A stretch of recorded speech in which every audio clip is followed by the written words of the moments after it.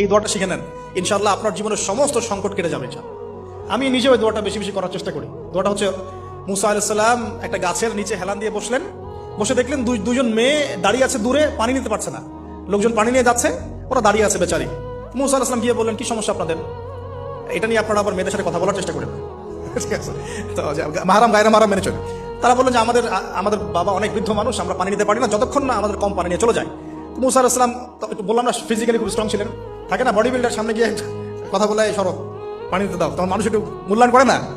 তো মুসা আলাইহিস সালাম এভাবে পানি নিয়ে দিলেন এবং বাছুরদেরকে পানি পান করালেন, করিয়ে গাছের নিচে এসে বসে আছেন। বসে বসে তিনি দোয়া করছেন, এই যে দোয়াটা তিনি দোয়া করছেন, রব্বি, একটা নেক কাজ করলেন না, মানুষের উপকার করলেন, নেক কাজ করে এসে গাছের নিচে বসে দোয়া করছে, আল্লাহ এখানে তো আমার খাবার পানি বাসস্থান কিছুই নাই, আমি কি করব? রব্বি ইন্নী লিমা আনজালতা ইলাইয়া মিন খায়রিন ফাকির, রব্বি ইন্নী লিমা আনজালতা ইলাইয়া মিন খায়রিন ফাকির।